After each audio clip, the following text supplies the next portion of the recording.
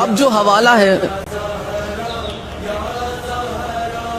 کوئی اور مانے یا نہ مانے کہ سیدہ کے گھر پہ حملہ ہوا نہیں ہوا، کوئی انکار کرتا ہے کوئی تسلیم کرتا ہے، لیکن حضرت ابو بکر مان گئے۔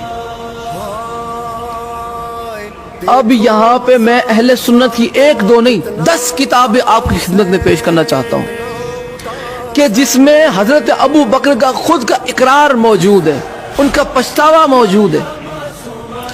وہ کہتے ہیں کاش میں نے اپنی زندگی میں یہ 3 کام نہ کیے ہوتے، کاش میں نے اپنی زندگی میں یہ 3 کام نہ کیے ہوتے، جن میں ایک کام یہ ہے کہ کاش میں نے فاطمہ زہرا کا دروازہ نہ توڑا ہوتا۔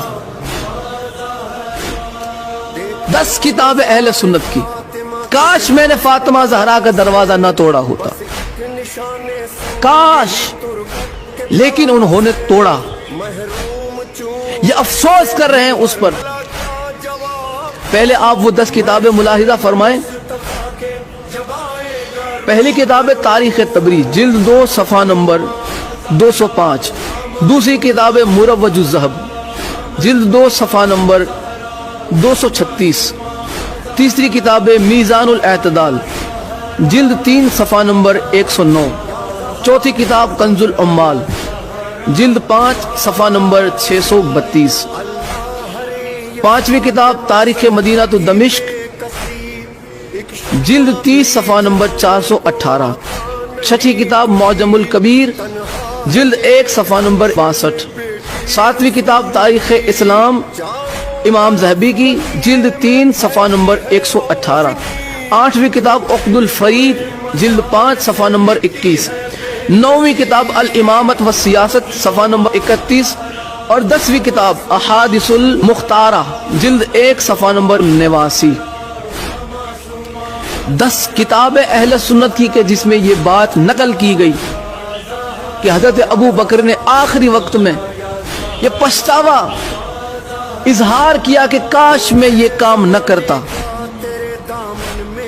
وہ مانتے تھے کہ انہوں نے سیدہ کے در کو توڑا تھا، یہ مانتے تھے کہ انہوں نے سیدہ کے دروازے کو آگ لگوانے کا خود ہی حکم دیا۔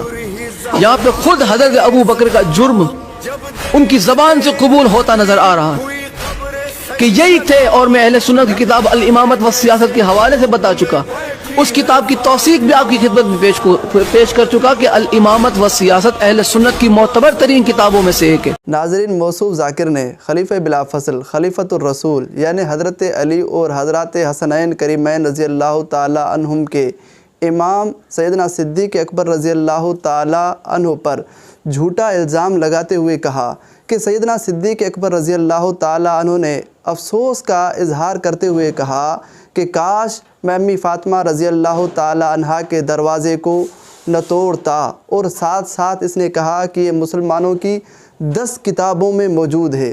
یہ اس نے ایک کالا جھوٹ بولا ہے جس کی کوئی حقیقت نہیں ہے۔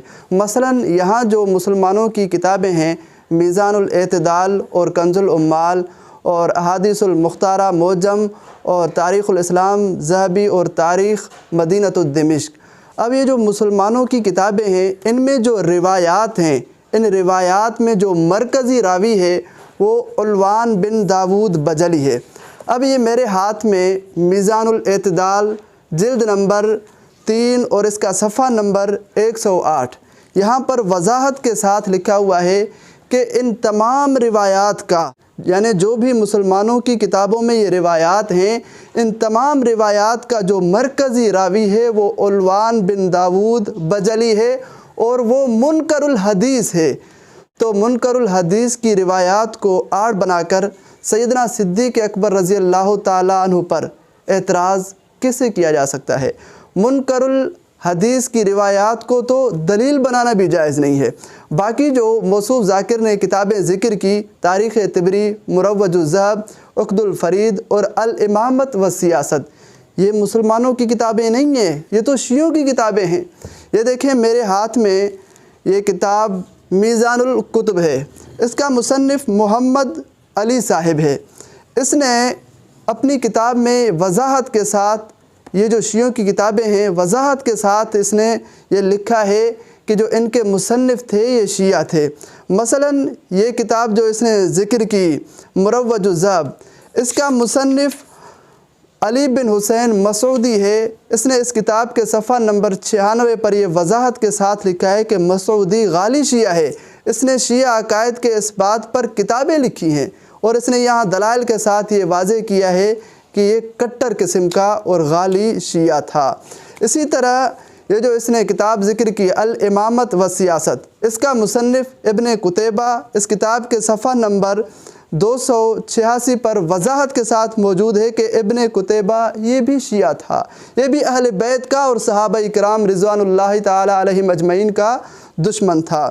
باقی جو اس نے یہ کتاب ذکر کی تاریخ طبری، اس کا مصنف 304 صفحے پر یہاں بھی وضاحت کے ساتھ لکھا ہوا ہے کہ ابن جریر طبری یہ بھی شیعہ تھا۔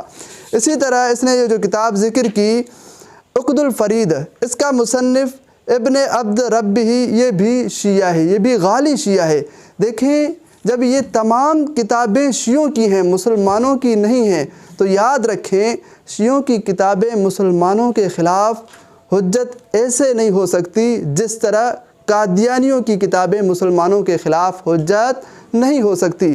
جب عام مسلمانوں کے خلاف بھی حجت نہیں ہو سکتی تو خلیفۃ الرسول خلیفہ بلا فصل یعنی سیدنا صدیق اکبر رضی اللہ تعالیٰ عنہ کے خلاف حجت کیسے ہو سکتی ہیں؟